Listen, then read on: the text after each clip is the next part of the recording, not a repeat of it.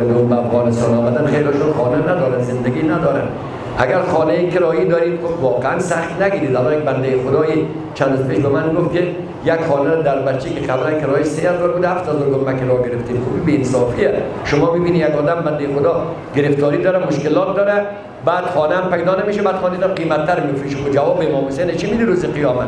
همه اونا شیعیان اهل بیت تازه مسلمانن و باید ما به فکر اونا هم باشیم. اگر کسی یک اتاق در خانه خود اضافه داره مفت بشانه یک خانواده بده چند وقت تو بنده خدا سر سامان میگیره که گرفتاری آمده. خب ایران یک اداره داره اخراج میکنه، حالا ایران هم برای خودش دلایلی داره و ما شما باید رعایت حال بکنیم.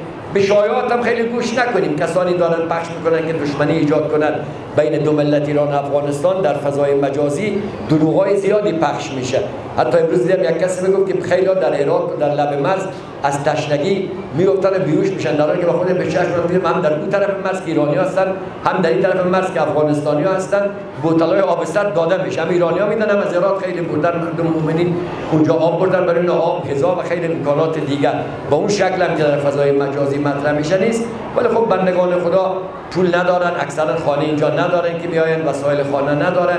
تا جایی که در توان ماست اگر دیدیم اونا مشکلات داره به مشکلاتشان رسیدگی بکنیم. اگر خانه اضافه دارید حتی کرایه هم میگیرید، خب کرایه کمتر بگیرید، یا اگر نداشتن 2-3 ماه 4 ماه 5 ماه با اونا به اصلاح همکاری کنید که صاحب یک کاری بشوند، صاحب یک زندگی بشوند، بعد بتوانند کرایه عقب مانده شما رو پرداخت بکنن. کسانی که لباس اضافه دارن، فرش اضافه دارن، ظرف اضافه دارن، اگر ببینی یک خانواده مهاجر در نزدیکشان هست فرش و ظرف اینا ندارن، خب یک مقدار کمک کنن تا اونا گرفتار خرید فرش و ظرف نشوند، بتوانند یک مشکلات دیگر خود را حل بکنن. این وظیفه ما و شماست و باید رسیدگی بکنیم. پروردگارا تو به محمد و آل محمد، کسانی که به این عزیزان کمک میکنن در دنیا و آخرت ذلیل و خوارشان مگردان. خدایا تو به محمد و آل محمد مملکت ما رو امن و امان بگردان. پروردگارا تو به محمد و آل محمد خیر و برکت و لطف و عنایتت را شامل آل مردم ما بگردان.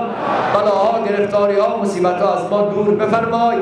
خدایا تو به محمد و آل محمد قدم‌هایی که در این شب‌ها و روزها به سوی عزاخانه‌های حسینی روان است بر صراط ملغزان. خدایا روز به روز